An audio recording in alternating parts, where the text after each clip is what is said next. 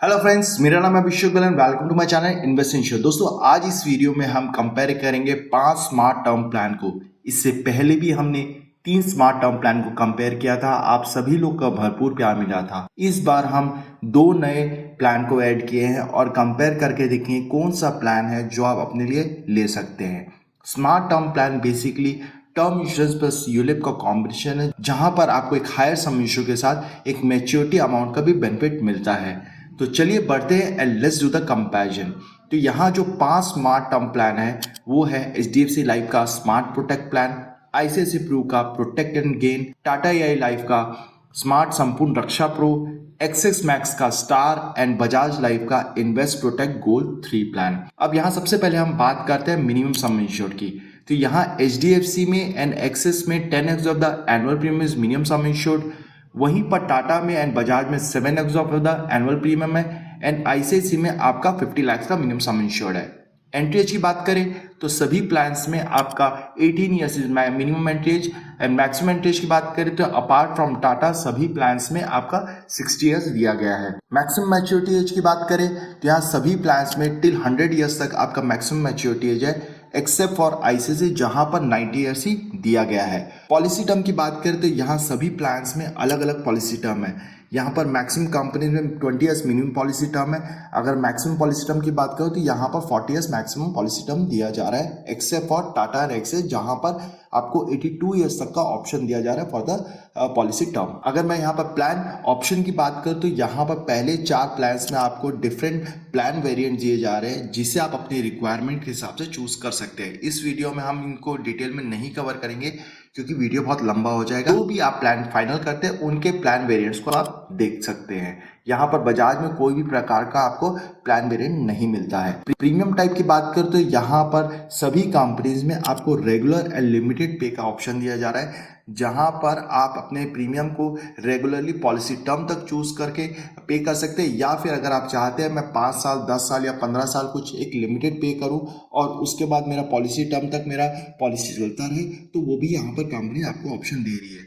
यहाँ पर ICICI सिर्फ आपको लिमिटेड पे का ऑप्शन मिला है। प्रीमियम पेमेंट ऑप्शन की बात करें तो यहाँ सभी प्लान्स में आपको monthly, quarterly, half yearly and yearly premium payment option दिया जा रहा है, एक्सेप्ट फॉर ICICI जहां पर आपको क्वार्टरली का ऑप्शन नहीं मिलता है। प्रीमियम पेमेंट टर्म की बात करें तो सभी प्लान्स में आपको 5 इयर्स का मिनिमम पॉलिसी टर्म है, मैक्सिमम कोई लिमिट नहीं है। हर प्लान में अलग अलग प्रीमियम पेमेंट टर्म दिया जा रहा है, जिसे आप अपने रिक्वायरमेंट के हिसाब से चूज कर सकते हैं। अब बात करते हैं कुछ चार्जेस की जो इन प्लान्स में आपको लगते हैं। सबसे पहला चार्ज है वो मोर्टेलिटी चार्ज। अगर मैं मोर्टेलिटी चार्ज को आम भाषा बात करूँ तो ये बेसिकली इंश्योरेंस चार्जेस है जो आपकी एज के अकॉर्डिंग लगता है। तो सभी प्लान्स में आपको मोर्टेलिटी चार्ज देना पड़ता है। Next is fund management charge. तो जो भी आपका फंड मैनेज कर रहा है उसके अगेंस्ट में कंपनी यहाँ से आपको चार्ज लेती है। तो यहाँ पर अगर आप देखेंगे तो HDFC, ICICI एंड बजाज में आपका 1.35 एनुअली फंड मैनेजमेंट चार्ज लगता है, वहीं पर टाटा में और आपका एक्सिस में फंड मैनेज चार्ज कम है। Next is discontinuous charges. तो अगर आप अपनी पॉलिसी को 5 साल से पहले क्लोज कर रहे हैं कोई वजह से, तो यहाँ पर कंपनी आपको डिसकंटिन्यूअस चार्ज लगाती है। तो यहाँ पर फर्स्ट ईयर के बाद अगर आप क्लोज करते हैं तो कंपनी यहाँ पर 6,000 रुपीज़ आपको डिसकंटिन्यूस चार्ज लगाती है, जो आपके फंड वैल्यू से कम होता है।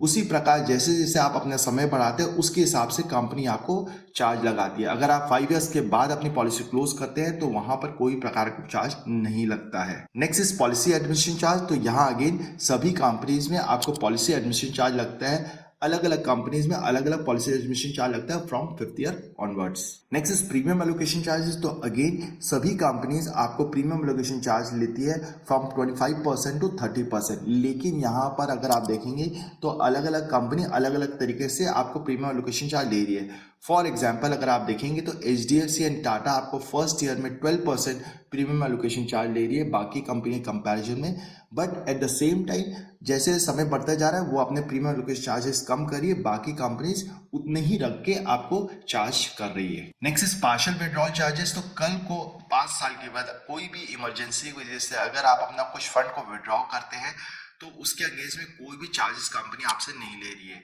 तो कोई भी कंपनीज में कोई भी प्रकार का पार्शियल विड्रॉल चार्जेस नहीं लगते हैं। Next switching charges. तो यहाँ पर कल को अगर आप एक फंड से दूसरे फंड में आपने स्विच करते हैं तो वहां पर अगेन कोई भी कंपनी कोई भी प्रकार का आपसे चार्ज नहीं लेती है। Next is premium redirection charges. तो कल को अगर आपको ऐसा लगता है इंस्टेड ऑफ फंड ए मुझे फ्यूचर का जो प्रीमियम वो फंड बी में इन्वेस्टमेंट करना है, तो आप अपने प्रीमियम को रीडायरेक्ट कर सकते हैं। तो अगेन कोई भी कंपनी इसमें कोई भी प्रकार का आपसे चार्ज नहीं लेती है। इसके साथ साथ कोई भी कंपनी स्टैट्यूटरी चार्जेस या फिर मिसलेनियस चार्जेस आपसे नहीं ले रही है। तो दोस्तों ये तो हम बात कर लिए चार्जेस की। अब बात करते हैं कुछ लॉयल्टी बेनिफिट्स की जो कंपनी बेसिकली आपको देती है अगर आप लॉन्ग टर्म के लिए अपनी पॉलिसी को चलाते हैं। जो सबसे पहला लॉयल्टी बेनिफिट मिलता है वो है रिटर्न ऑफ मोर्टेलिटी चार्जेस। तो यहाँ पर जो भी आप मोर्टेलिटी चार्जेस फर्स्ट ईयर से पे कर रहे हैं उसके अगेंस्ट में कंपनी आपको वो रिटर्न करना चालू कर देती है। तो यहाँ अलग अलग कंपनी अलग अलग तरीके से आपको रिटर्न कर रही है।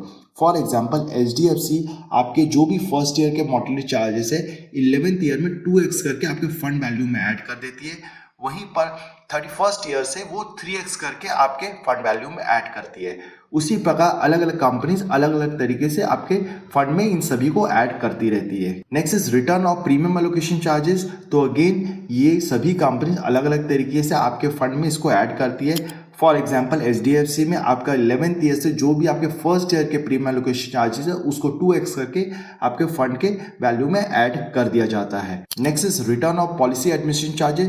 तो ये सिर्फ आपको एक्सेस में इसका बेनिफिट मिलता है जहां पर जो भी आपके पॉलिसी एडमिनिस्ट्रेशन चार्जेस है मैच्योरिटी के समय एक्सेस वो सारे चार्जेस आपको 3x करके आपके फंड वैल्यू में ऐड कर देता है। Next is return of fund management charges. तो जो भी फंड मैनेजमेंट चार्जेस लिए जा रहे हैं तो यहाँ पर HDFC ने वो जितने चार्जेस है आपके मैच्योरिटी वैल्यू में वो ऐड करके कंपनी आपको वापस कर देती है। Next is return of investment guarantee charges. तो अगर आप HDFC B and D option choose किए होते हैं तो वहां पर आपका कंपनी मैच्योरिटी में आपका 2x करके जो भी चार्जेस लिए रहती है आपके फंड वैल्यू में ऐड कर देती है। इसके साथ साथ कुछ अदर बेनिफिट्स जो अलग अलग प्लान्स में आपको मिलते हैं। फॉर एग्जाम्पल ICICI में आपको 20% वैल्यू एडिशन मिल रहा है एट द मैच्योरिटी। यहाँ पर एक्सिस में आपको गारंटेड लॉयल्टी एडिशन दिया जा रहा है। यहाँ पर गारंटेड वेल्थ बूस्टर दिया जा रहा है। यहाँ पर बजाज में आपको लॉयल्टी एडिशन दिया जा रहा है फ्रॉम 10 ईयर ऑनवर्ड। यहाँ पर फैमिली बेनिफिट एट मैच्योरिटी दिया जा रहा है इन बजाज। तो इस सब प्रकार के आपको लॉयल्टी बेनिफिट्स देती है अलग अलग प्रोडक्ट में। अब बात करते हैं कुछ बेनिफिट्स की या फीचर्स की जो इन प्रोडक्ट में दिए जा रहे हैं। सबसे पहला जो फीचर है वो टॉप अप प्रीमियम। तो जो आप रेगुलर प्रीमियम पे करें उसके अलावा आप एक्स्ट्रा प्रीमियम भी पे कर सकते हैं। तो यहाँ पर सभी कंपनीज में आपको टॉप अप प्रीमियम का ऑप्शन दिया जा रहा है except for Axis. Next is settlement option. तो जो भी मैच्योरिटी अमाउंट है या फिर जो भी डेट का सम इंश्योर्ड अमाउंट है उसको लेने का भी यहाँ पर कंपनी आपको ऑप्शन प्रोवाइड कर रही है। तो यहाँ सभी प्लान्स में आपको उसका ऑप्शन दिया जा रहा है एक्सेप्ट फॉर बजाज जहाँ पर सिर्फ आपको लमसम ही है जिसमें आपको कंपनी एक साथ आपको पैसा देती है और पॉलिसी वहीं पर क्लोज हो जाती है, जबकि बाकी कंपनीज में आपको इंस्टॉलमेंट में लेने का भी ऑप्शन देती है। Next is option to increase और डिक्रीज सम इंश्योर्ड। तो यहाँ पर आपको टाटा में और बजाज में अपने सम इंश्योर्ड को इंक्रीज या डिक्रीज करने का भी ऑप्शन मिल रहा है, बाकी सब प्लान में ये ऑप्शन नहीं मिलता है। Next is systematic withdrawal plan. तो एक समय के बाद आप चाहे तो जो भी आपका फंड वैल्यू उसे सिस्टमैटिक विड्रॉ कर सकते हैं। तो सभी प्लान्स में आपको इसका ऑप्शन मिलता है। Next is change in premium payment term. तो आप चाहे तो अपने प्रीमियम पेमेंट टर्म को भी चेंज कर सकते हैं। तो टाटा में एंड एक्सेस में इसका ऑप्शन मिलता है, बाकी कोई भी प्लान में इसका ऑप्शन नहीं मिलता है। Next is change in policy term. तो आप अपने पॉलिसी टर्म को भी चेंज कर सकते हैं। तो यहाँ पर टाटा में एंड एक्सेस में इसका ऑप्शन मिलता है, बाकी कोई भी प्लान में इसका ऑप्शन नहीं मिलता है। Next is systematic transfer plan option, जहां पर कंपनी कहती है अगर आपका फंड ए में निवेश हो रखा है और आप चाह रहे हैं कि फंड बी में एक सिस्टमैटिकली हर मंथ आपका निवेश होता रहे, तो वो भी यहाँ पर सभी प्लान में इसका ऑप्शन मिलता है। तो दोस्तों इस तरह हमने फीचर्स की बात की। अब बात करते हैं कुछ राइडर्स की। तो सबसे पहला राइडर है वो lump sum benefit on accidental disability. तो यहाँ अगर आप देखेंगे तो ICICI एंड टाटा में इनबिल्ट है, इसके लिए कुछ एक्स्ट्रा प्रीमियम देने की जरूरत नहीं है।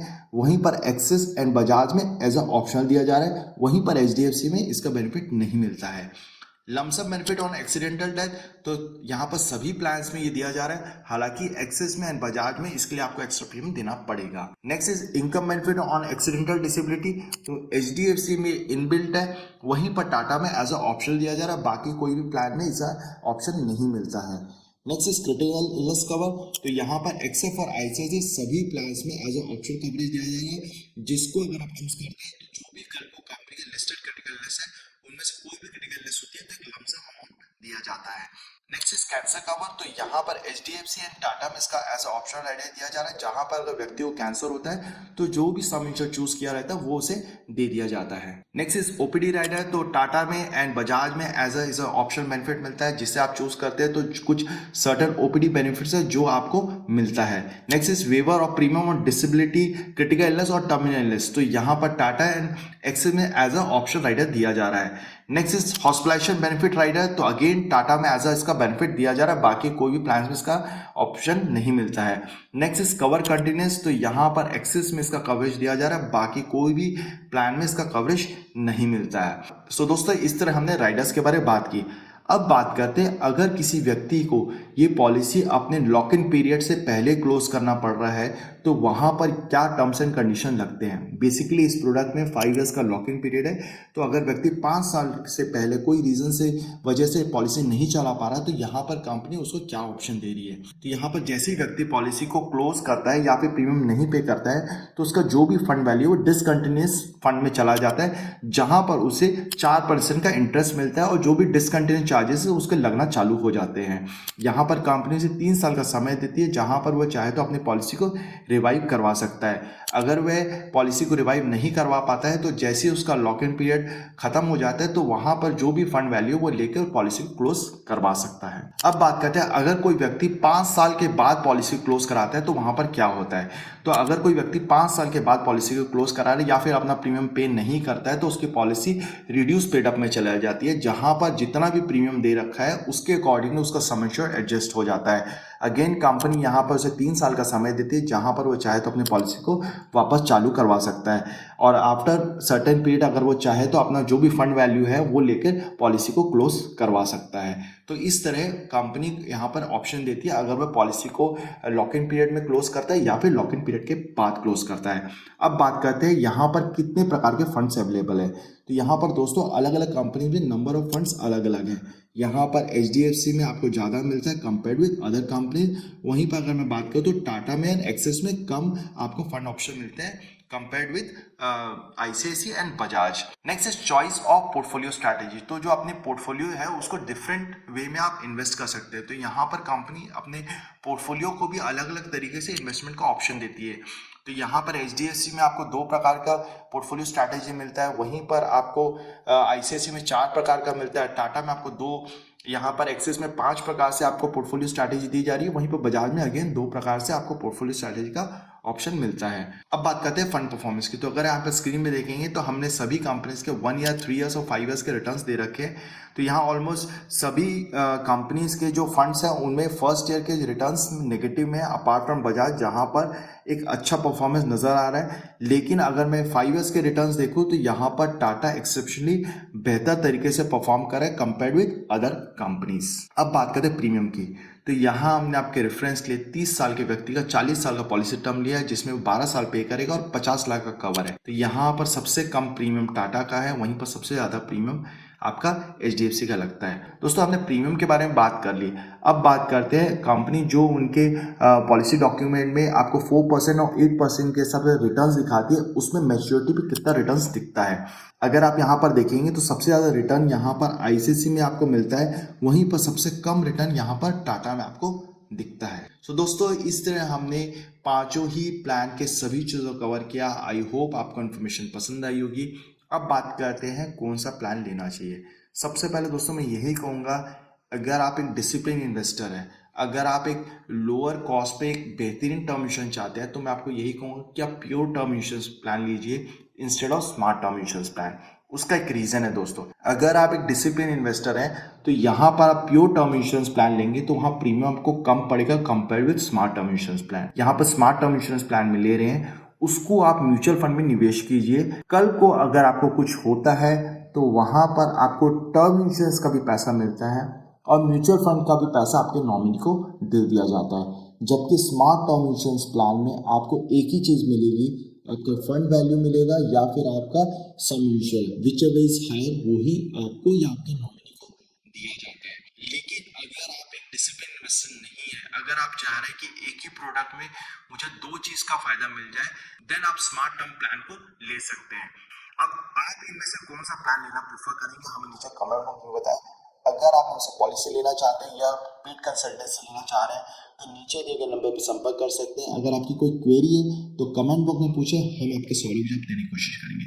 वीडियो पसंद आए तो लाइक करें, शेयर करें, सब्सक्राइब करें। धन्यवाद।